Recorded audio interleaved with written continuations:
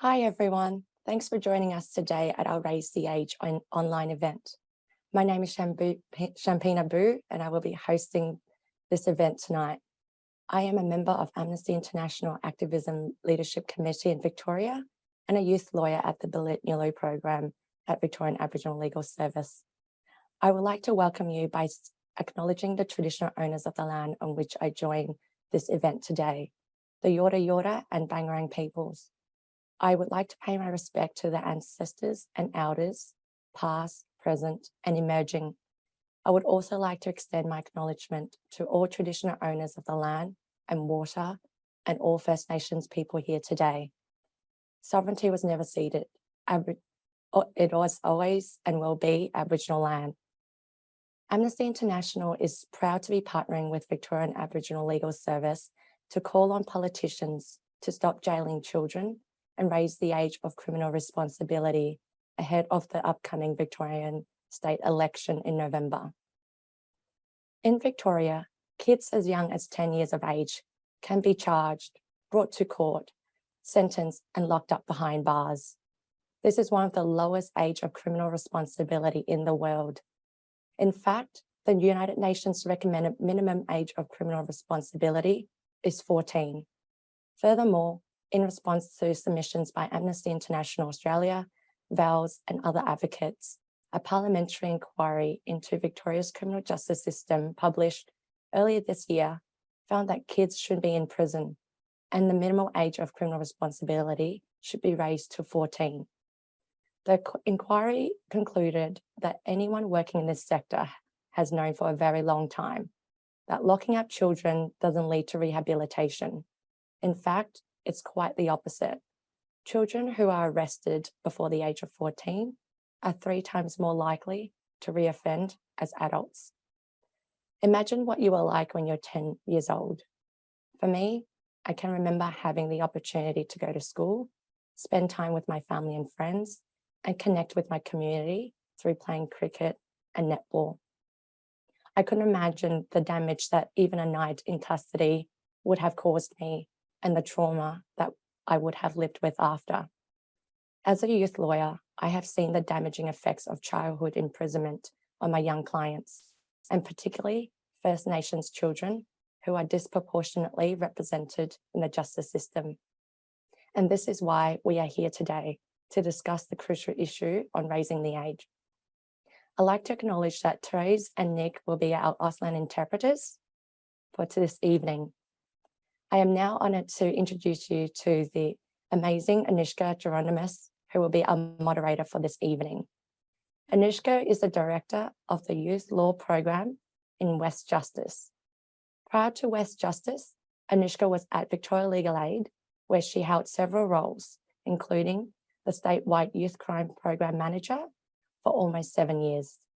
She is a well-respected and passionate practicing lawyer and Law Institute of Victoria accredited specialist in criminal law and children's law.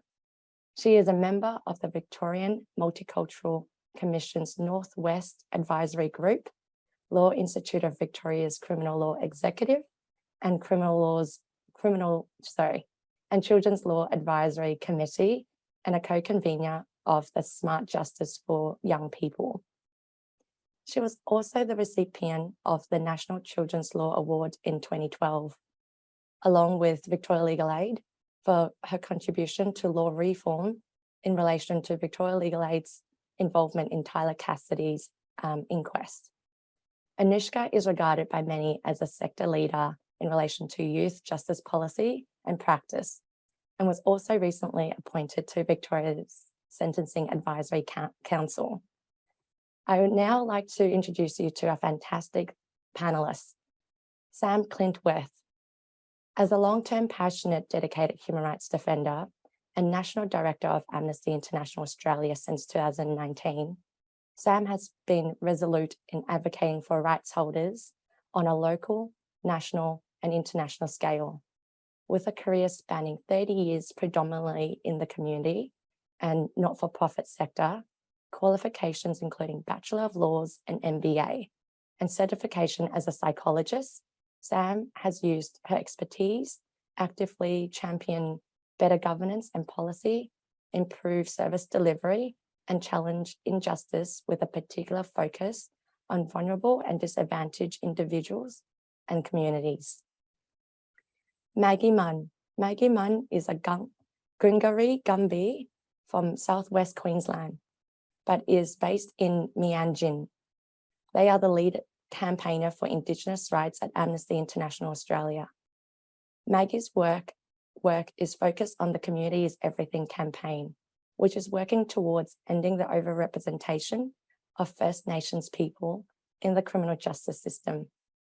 They are interested particularly in the abolition of police and prison, decolonialising advocacy and activism, and what accountability looks like without relying on criminal justice system in its current form.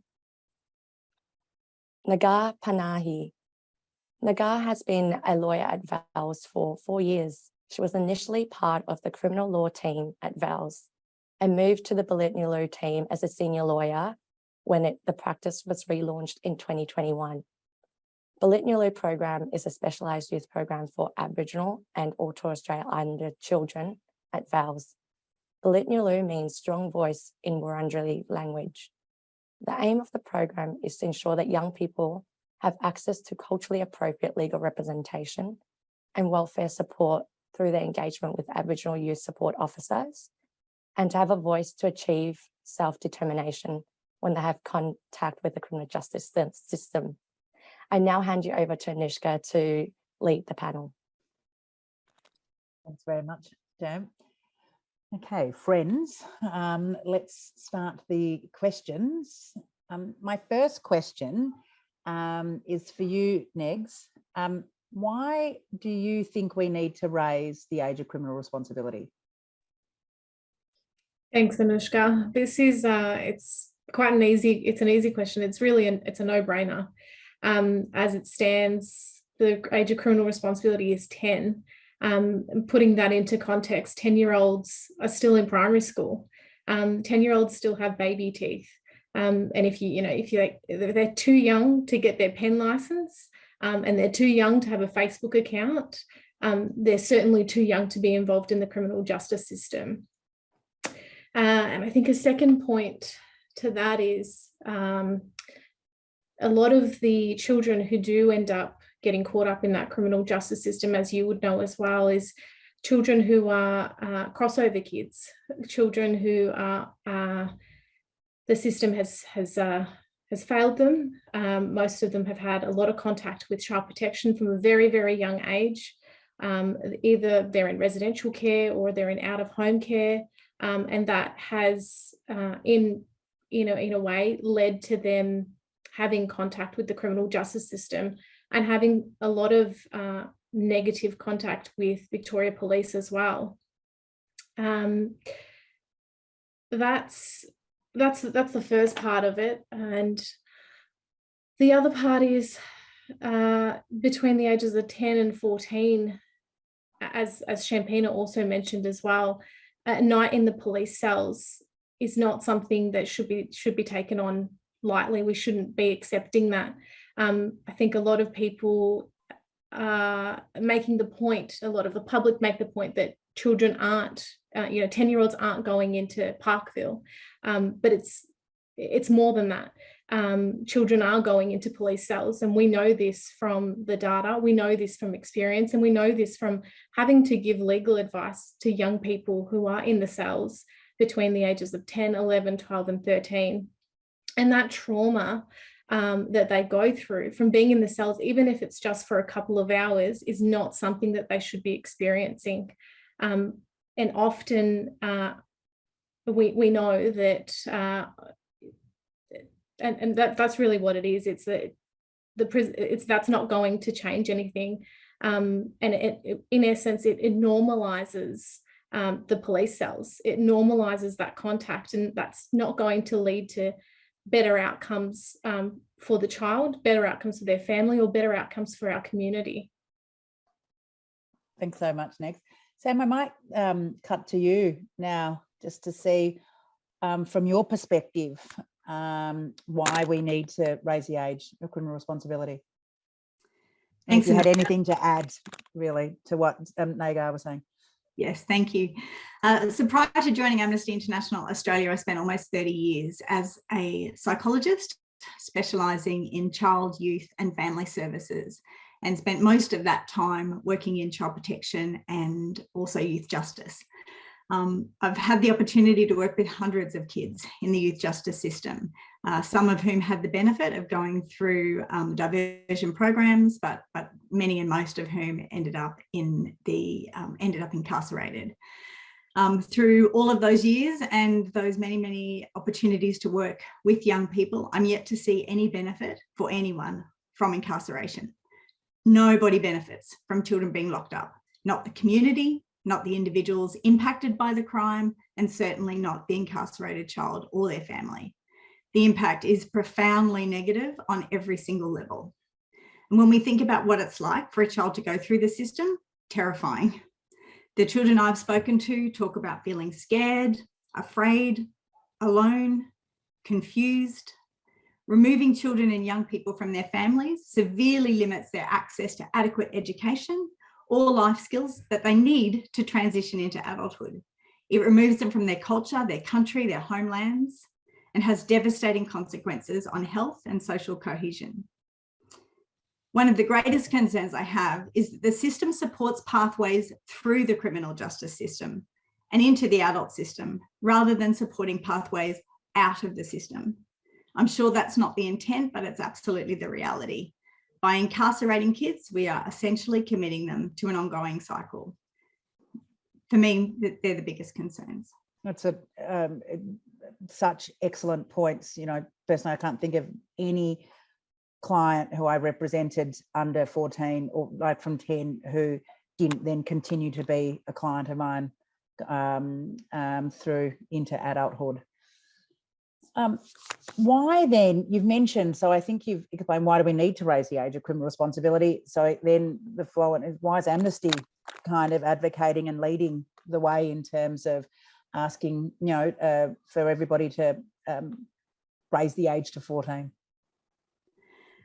Well, certainly Amnesty sees our responsibility as being firmly to speak out and advocate for vulnerable people, particularly those like our children who can't speak truth to power in the same way that we have the opportunity to.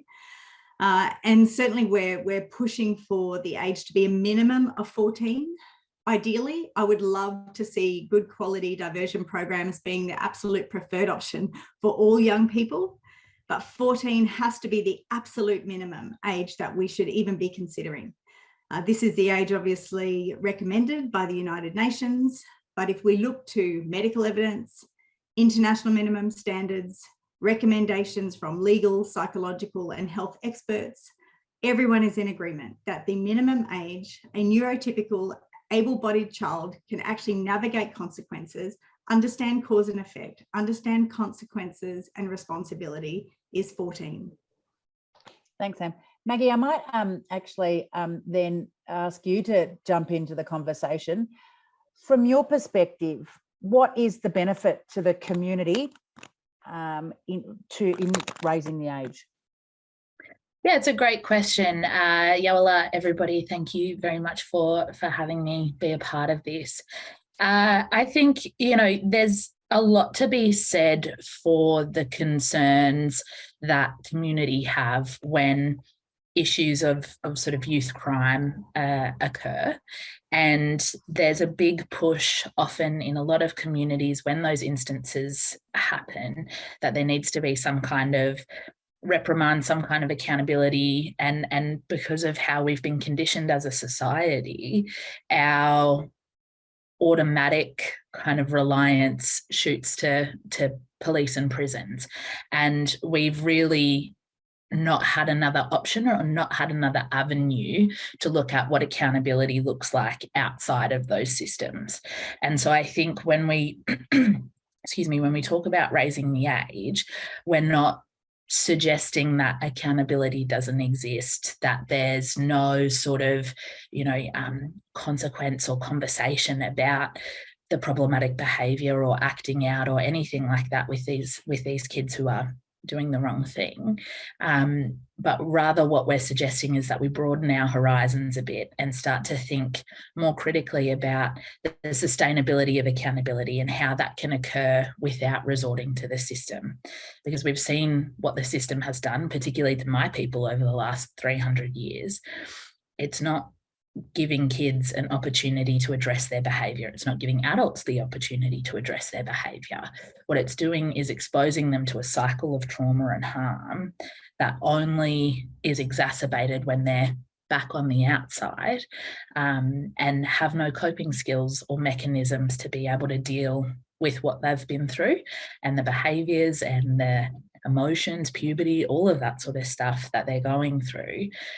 And community then wonder why we're seeing these same kids fall back into that pattern of behaviour. So if we're talking about raising the age, we're talking not just about the legislative change that needs to happen, but the support services and the wraparound approach and the commitment to really thinking more broadly and demanding better for our kids. Because when we raise the age, all of these things have to be in place to make sure that that change is sustainable and that these kids are okay. Well, it's a good, that's a really good qualification or a qualifier you make there, because from your experience as on the ground as a campaigner, and Sam, I'll bring you in as well, what have you found to be the biggest misperceptions? Now, you've mentioned, Maggie, the kind of this, if the age gets raised, there'll be a lack of accountability. I think for a lot of our viewers, it'd be really great if you can kind of draw out or talk a bit more about what you found to be some of the biggest misperceptions about the age of criminal responsibility issue and raising it to 14. Yeah, definitely. So I'm based in Meanjin or Brisbane, and one of the biggest issues that seems to arise in Queensland is the kind of youth crime wave that's occurred and sometimes kind of pops up consistently in North Queensland. North Queensland's a pretty racist pocket of our state, and there is a lot of trauma that exists up there relating directly to our colonial history, and there is a big concern there that kids keep going in and out of the system and they're not having their behaviours addressed.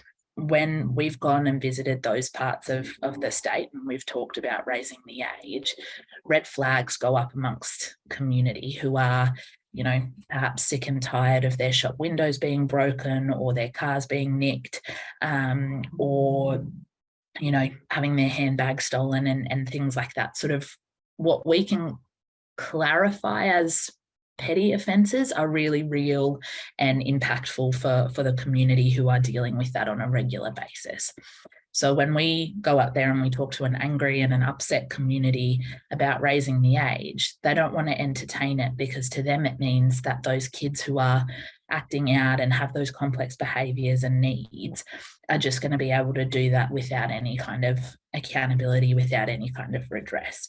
So a lot of my time actually gets spent talking through people actually what the process would look like. And the most effective way that I've been able to do that is similar to what I said before, is we're not arguing that kids get to roam around without any kind of intervention or anything like that. What we're saying is that complex behaviours happen, they exist. These kids who are at risk of coming into contact with the system at that young age probably have had some pretty traumatic stuff happen to them in their young lives that even as adults we're sometimes not equipped to deal with, but as a baby who's still navigating the skills required to process all of that, certainly they can't deal with it. So they're dealing with all of that sort of stuff, and then our response as a society, instead of to support them, is to put them into a prison cell, into a police cage, into a watch house,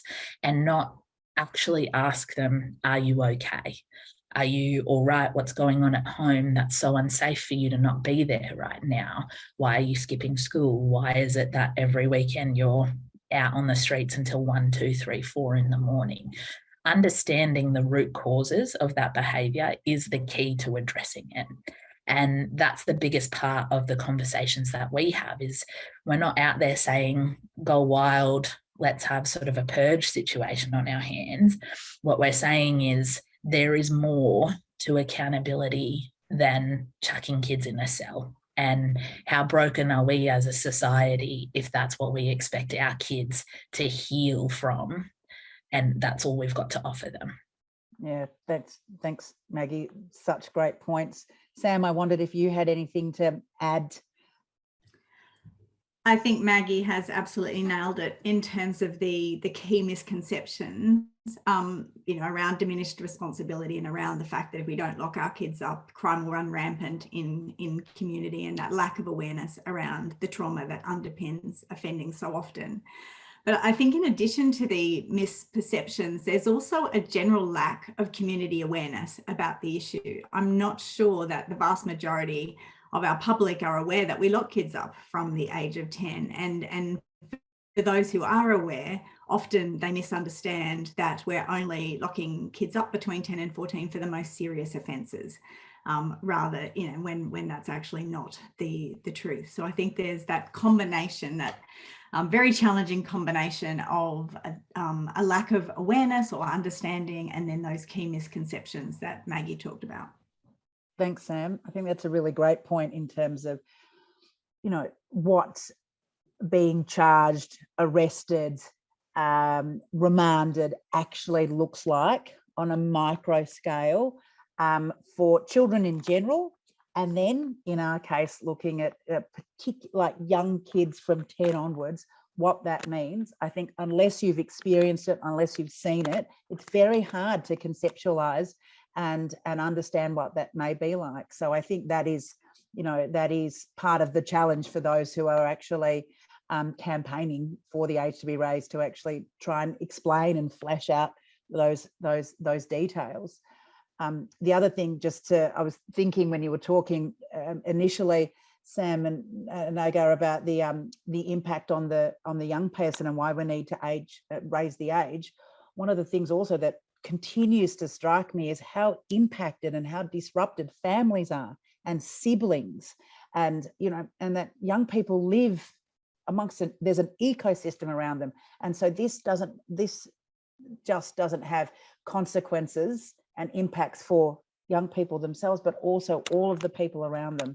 So it's, I might kind of ask now, how would, and Maggie, I'm going to ask you this question first, from your perspective, what would be the biggest kind of benefit to Aboriginal and Torres Strait Islander people if we were to raise the age? Yeah, it's a really good question. And similar to what you were saying, Anushka, about, being a part of a family and the impact that has, our children belong with our communities. To have one of our babies taken is heartbreaking and incredibly detrimental to all of us. And it doesn't go lost on me at the moment that we're having this panel during the coronial inquest into the death of young Kumanjai Walker. That pain is felt not just by Mr. Walker's family, but by every Aboriginal and Torres Strait Islander person in this country, and probably by a lot of people of colour as well. When you take one of us from our family and you disrupt the chain and our connection to our culture, our connection to our country, and the belonging that we have to each other and this land, the impacts of that are monumental. And it doesn't just affect immediate family. The impacts are really long lasting. And a lot of what we're experiencing as Aboriginal and Torres Strait Islander people today is left over from invasion and the ongoing impacts of colonisation that shaped the laws that are seeing us locked up at higher rates, that are seeing our babies over-policed and over-represented in the system. At one point, every kid in detention in Queensland, WA and the Northern Territory was Aboriginal. That they're families that are being ripped apart. There are families that deserve to have their children and deserve to have the wraparound services that can exist for rich white people, but don't seem to extend to us as poor blackfellas. You know, I think a lot about kids in the Kimberley who are taken from their communities down to Banksia Hill. You know, that's in Perth. That's a 5-hour flight at the end of the state. The chances that they get to see their family on weekends or in visiting hours are very, very rare because that journey is too far. Even in Queensland, you know, you've got kids who perhaps the capacity at Cleveland Youth Detention Centre in the far north is too much, so they come down to the Brisbane Youth Detention Centre. That distance is too far. So the state is actively separating Aboriginal and Torres Strait Islander families from each other, and the impacts of that are huge. So if we talk again about raising the age, not only does that keep the 600 kids between 10 and 14 who are incarcerated last year, 2021 was the most recent bunch of statistics. Not only does it get them out and back in their communities, but it allows their family and the community the chance to go through a diversion program, to have extra mental health support, to have extra health and education support as well. We're building a community back up instead of continuing to splinter it. And that's the most important thing, because no parent, no family, no community should ever have to deal with having their child taken from them. And yet it's expected every day that Aboriginal and Torres Strait Islander families can just cop that on the chin. We're sick of it. Our babies belong with us. We know what works for our communities. Let us lead. Let us heal together. Thanks so much, Maggie. Sam, the Community is Everything campaign was launched in 2015. Are you able to explain what that is and the progress that you've made? Sure. The Community is Everything campaign aims to end the overrepresentation that that Maggie so passionately and perfectly represented just now, to end that representation of Indigenous youth in the criminal justice system within a generation.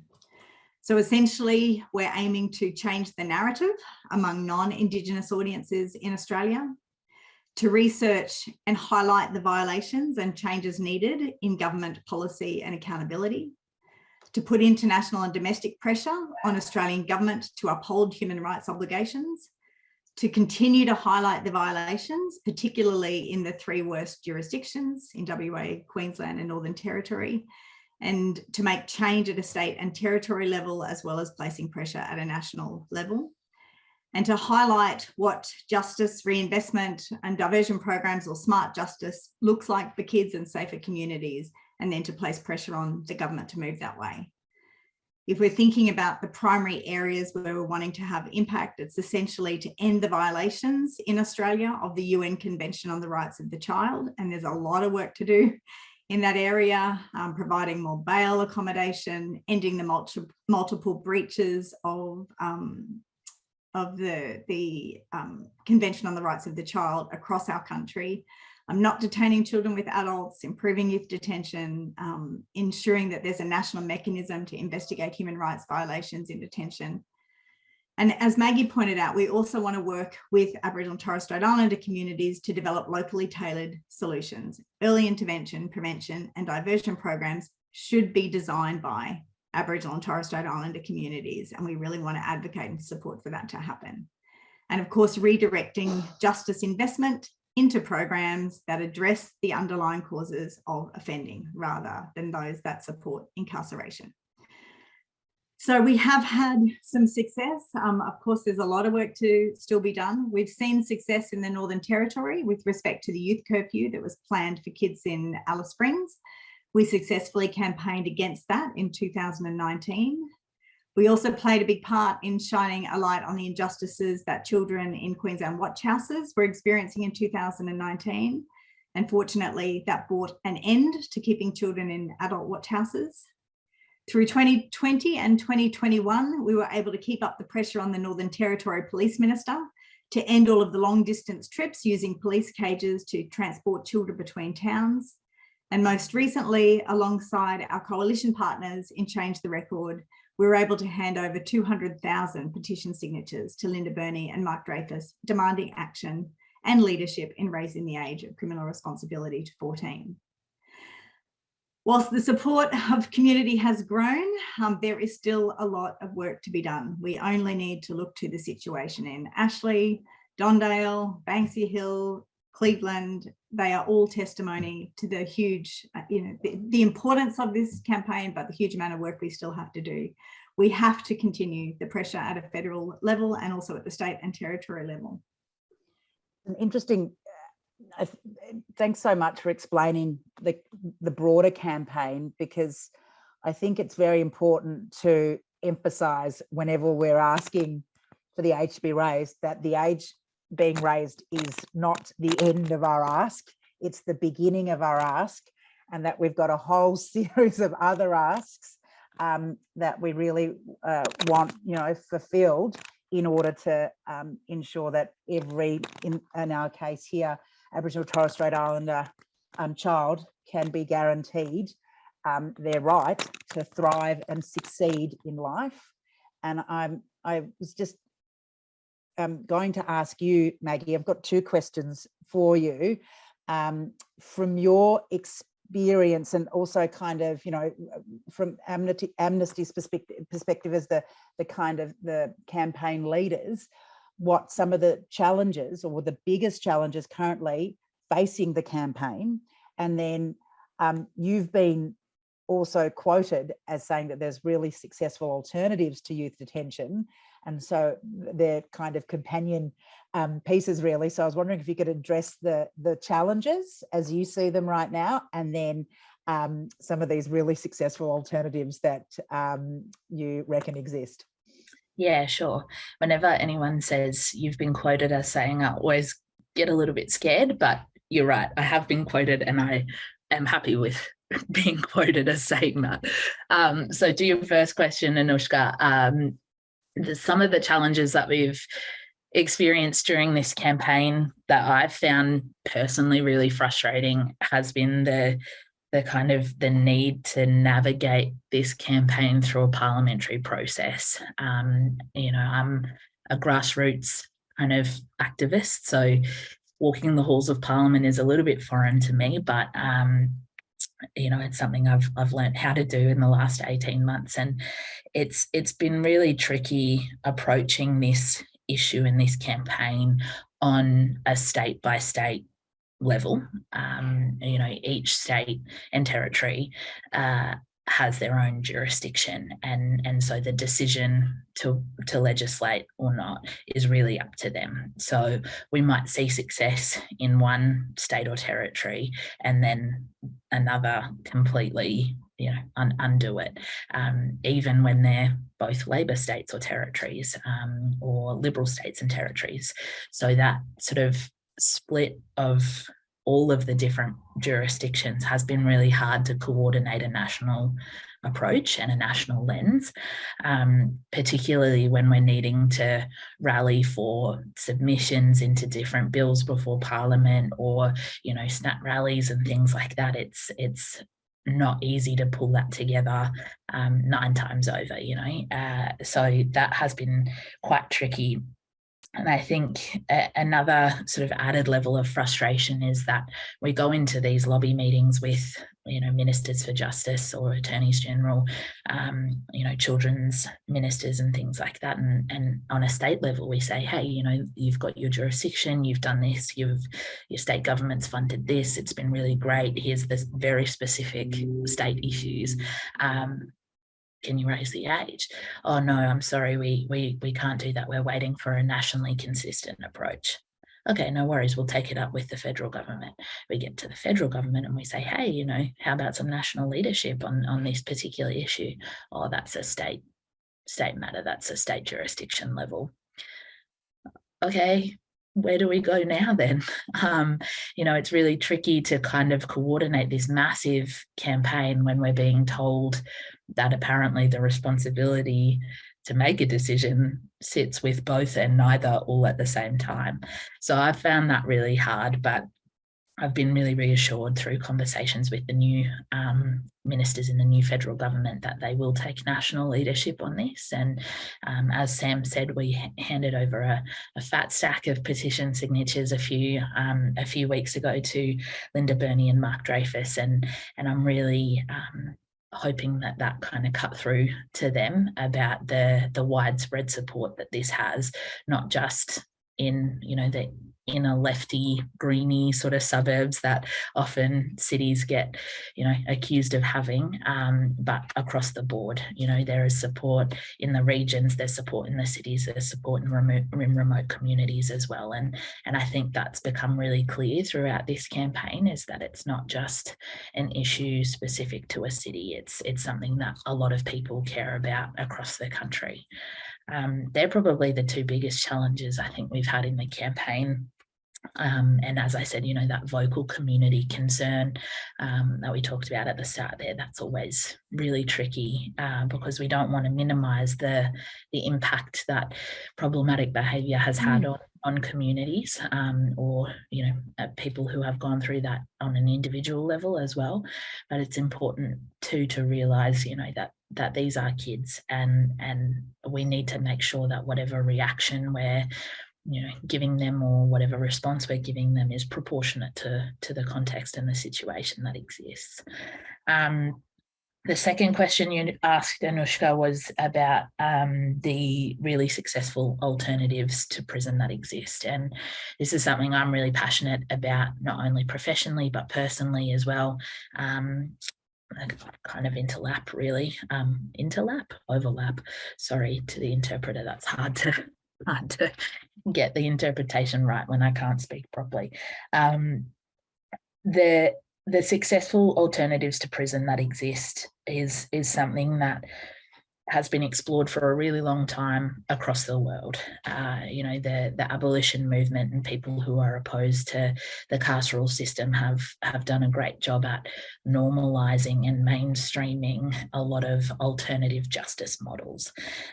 And I'm really grateful to have had the professional opportunity to look at some of those models that exist.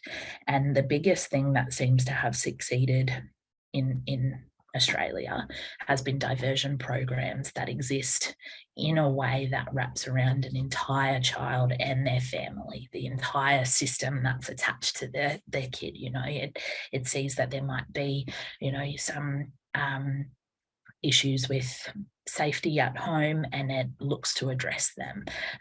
You know, seeing that there might be some issues at school, and looks to support the kid at school to keep them engaged. You know, programs and systems and approaches that examine the whole child and the whole issue, not just at the surface, is the key to kind of addressing that behaviour. I spent some time with Uncle Rodney Dillon, who's our Indigenous rights advisor at Amnesty. We went up last year, sort of in between COVID waves, I think, for us, to the Kimberleys, into a small community called Halls Creek, and there they had experienced a sweep of youth crime, and had seen it sort of increase steadily, and the poor behaviour increase quite steadily.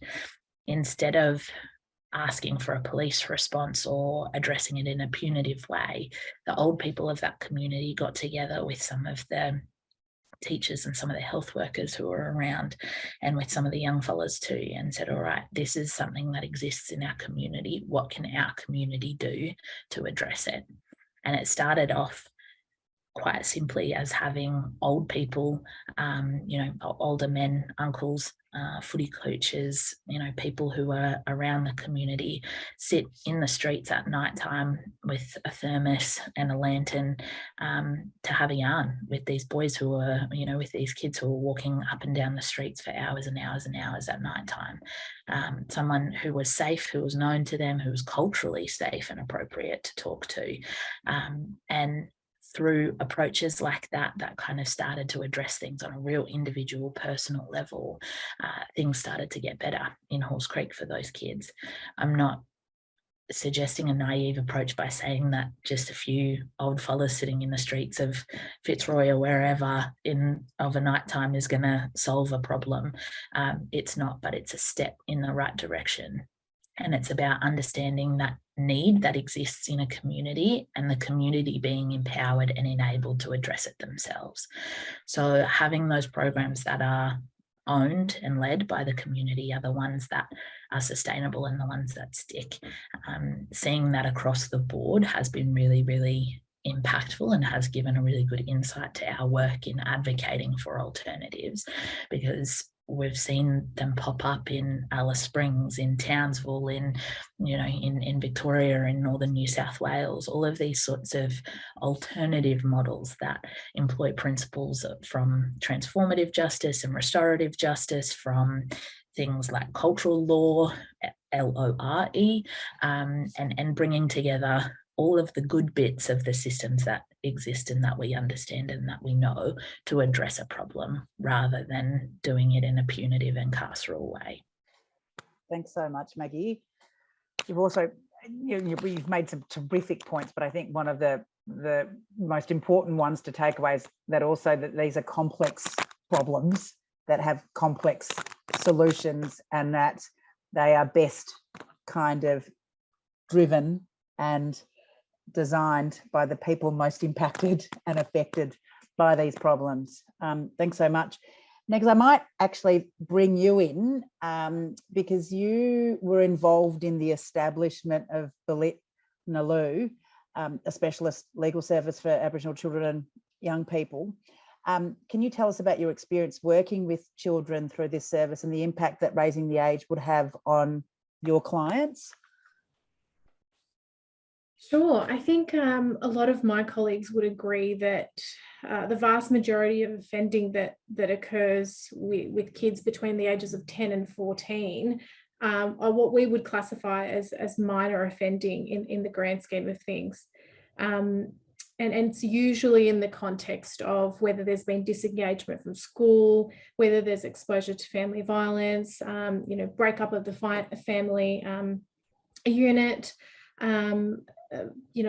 exposure to older peers. There's a range of reasons why kids, start getting involved in low-level crime. It might just start off with a shop theft, or what is legally classified as a burglary, but really what it is kids breaking into a school and taking a bike, something like that. It is all, in my experience, a vast majority of that offending has been minor, but that doesn't stop the system as it is right now, meaning in my experience, kids will still end up in the cells.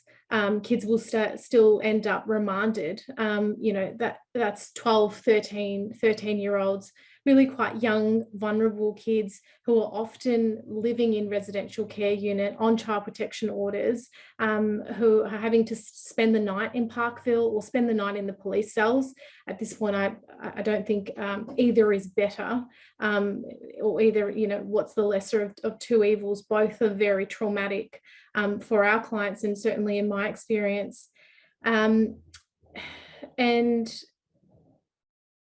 the impact, the difference with our service is what we're trying to do and what we would like to see everybody, the shift with raising the age and other services getting involved, is that we have a youth support officer that works alongside the lawyer, and their job, not just from they're also they're an Aboriginal person, the youth support officer, and they work alongside the lawyer to be able to advise them, not just from a cultural perspective, but whether there's a gap in their care team, in that young person's care team, that's leading to the offending, that's leading to the disengagement from school. So we're very fortunate that our program has, that extra therapeutic support. But unfortunately, there's only so much that one person can do. And with raising the age, then this would mean that there's more funding, and there's more supports available from all services, and there would be a wraparound service around our children. And I think that would serve as more of a preventative rather than at the moment is what's happening is that kids between 10 and 14, they're obviously getting involved in the criminal justice system, and those wraparound supports aren't being put in place until the kids have been in and out of Parkville or Malmesbury for a number of years, and then the targeted care packages come around and other services get involved. So in my view, it's a no-brainer really. If we raise the age, those supports and those therapeutic interventions would come into play far sooner than they are right now, because at this point we're leaving it for just too long.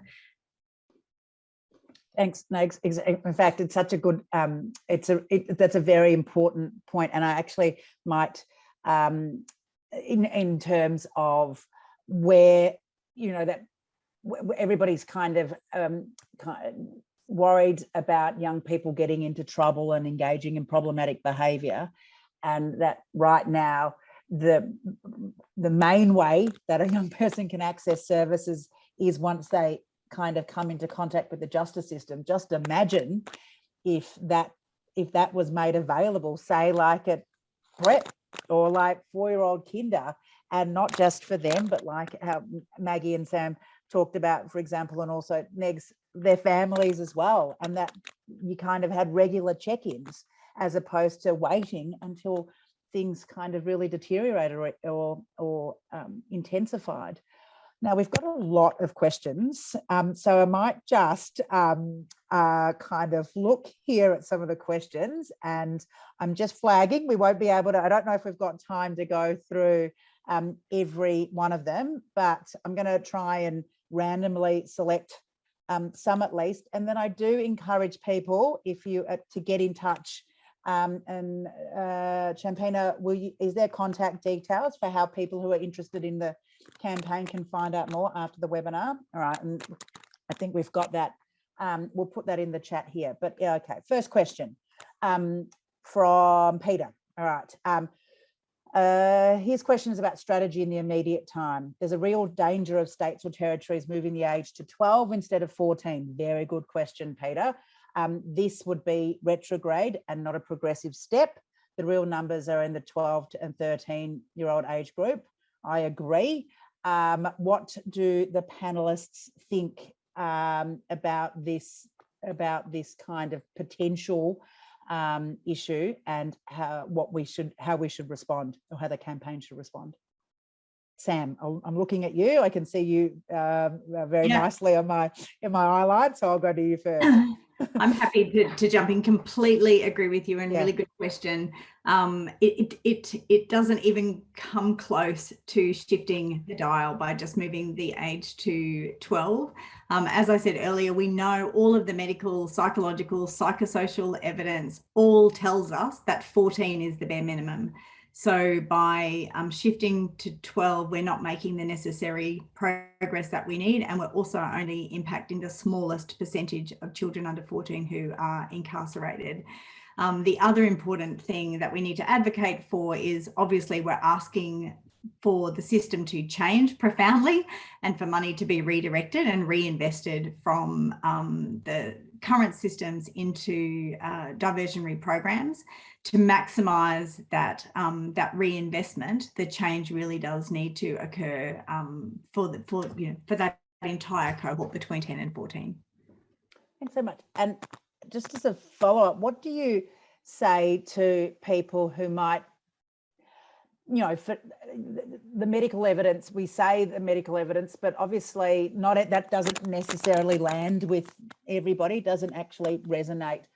What do you say to people, for the 13-year-olds who might think actually they do know what they're they do know what they're doing, they do know that it's wrong, they do understand that they could get into trouble, and they do it anyway? I think there's a difference between acknowledging that a young person knows that something's right or wrong, and I think we're suggesting that under 14 that we don't have that children don't have that capacity. It's more about having the psychological capacity to understand the cause and effect and the consequences of action. but also it doesn't take into account that there's trauma underpinning the behaviour, and trauma interferes with our capacity to clearly choose behaviours over other behaviours, or to navigate our way out of difficult or challenging situations, because the trauma tends to lead the behaviour rather than being able to step back and have think clearly and engage our cognitive capacity to think our way through a situation. So yeah, I think it's too simple to say that a 13-year-old knows the difference between right and wrong, because they do, but it just doesn't take into account all of the complex interference that's occurring. So, I think if I could just add on to the end of that as well, when we're looking at the age of these kids, we as a society are assuming that these kids are 13-year-old, able-bodied, neurotypical children. The majority of kids in Queensland who come into contact with the criminal justice system have at least one cognitive impairment, if not two. There is a lot of children across the country who have impaired decision-making skills because of mental illness, because of cognitive disability and impairment. And a lot of those kids aren't being diagnosed with that until they come into contact with the system. So for the kids in Dondale or the kids in Banksia Hill, the first point that they were offered any sort of diagnostic tool or support for any of their kind of symptoms was when they were processed upon their sentencing to prison.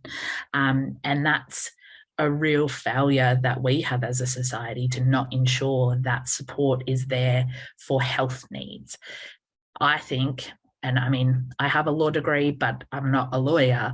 I watch a lot of medical TV shows, so I have this like really big opinion of my ability to make these decisions and these statements. But I think oftentimes when we're looking at these kids who are in the system, we're meeting health needs with a justice response almost every time. And it's not good enough, because the response is disproportionate and inappropriate to what these kids need. We wouldn't expect that anywhere else. So why are we allowing it to happen in our prisons with our babies? They need so much more than what we're giving them and what we're allowing to take place. And so I think by having these conversations, I think one of the questions in the thread there was around addressing those kind of intersecting elements of the puzzle, that are leading to increased contact with the system, whether it's bad housing policies or, drug policies and things like that, having a parent who's been incarcerated as well, addressing all of those things are a part of dealing with this. And this is one campaign to raise the age of criminal responsibility. But when we're dealing with kids who have trauma and complex needs, the majority of whom are First Nations kids, it goes beyond just one campaign. And it's something that we have to understand and unpack and unlearn lots and lots and lots about, to be able to move forward and ensure that these kids get the support that they need. Now, there's another, I think we've got time for one more question and then a wrap up. For all of the panelists. So this question is from Phil, and it's a really important one. If the age is raised, his question is, well, how will children be held to account if they can't legally be considered to have committed a crime? And I think that's a really important, understandable kind of query from the community. We're asking, them to kind of come with us and have the age raised. And so a lot of people are going, well, what on earth are you going to do instead? And we've talked about alternatives, we've talked about programs, but I think holding young person to account, I think it's worthwhile kind of just going into some further detail about what that would look like. And you've got to, whoever wants to take it, they've got a minute to answer the question. Sam, do you want to go? Negs? Sorry, Maggie, you go. It's not a popular question to answer. I completely Well, respect. look, I might have a go at it if you don't want to. Or, Go for it, Anushka.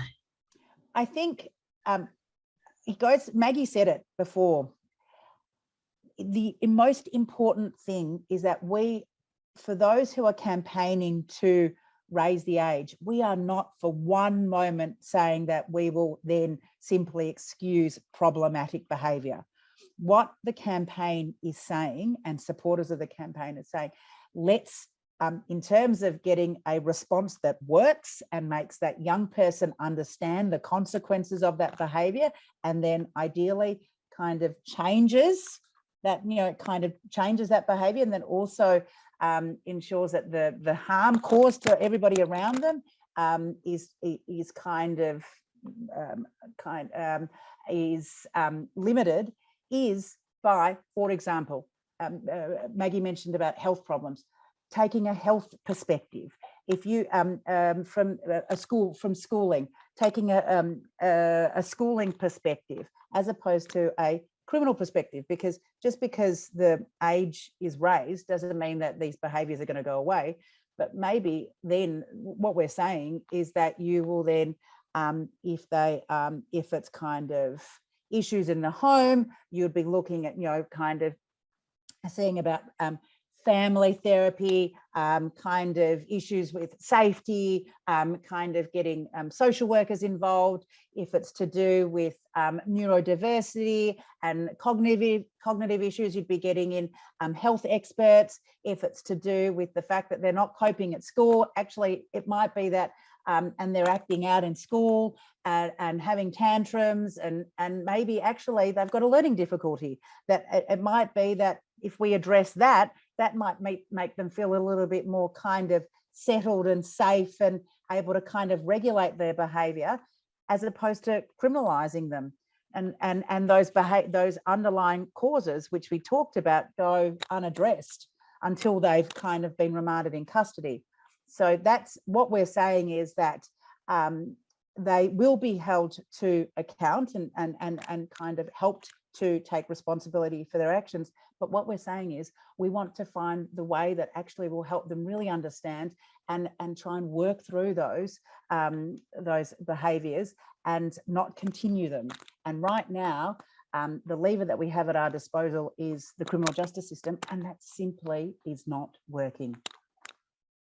All right, friends, last question. And this is for all of you. Jump in, whoever.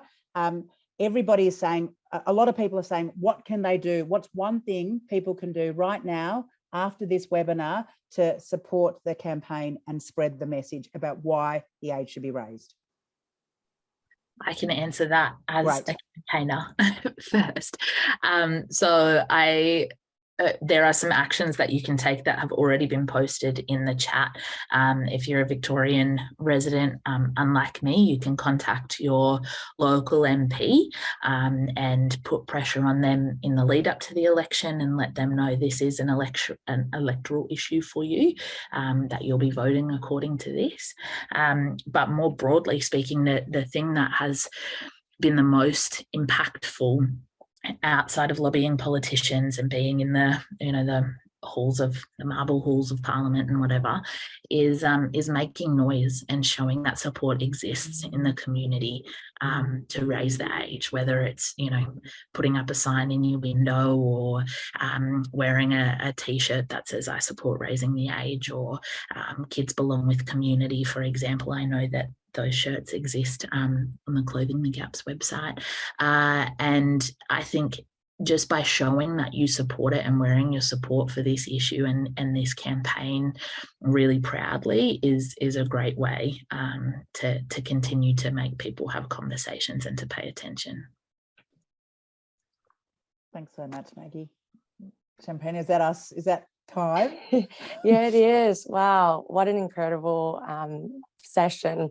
Please give a round of a virtual applause for our amazing moderator, Anushka, panelists, Sam, Maggie and Agar, for your incredible work in advocating for raising the age and insightful knowledge, experience and great ideas.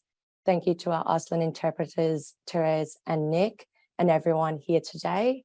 As you've heard, locking up young kids, which includes isolating them from their family and community support during crucial years of development, has been shown to have extremely dangerous impacts on their development, health, and well-being.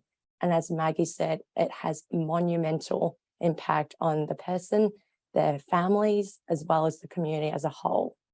Please urgently call on your MPs to raise the age and to invest in more effective ways to support kids who come into contact with the justice system, so that we do not rob them of their childhood and that we support them to become productive and thriving adults.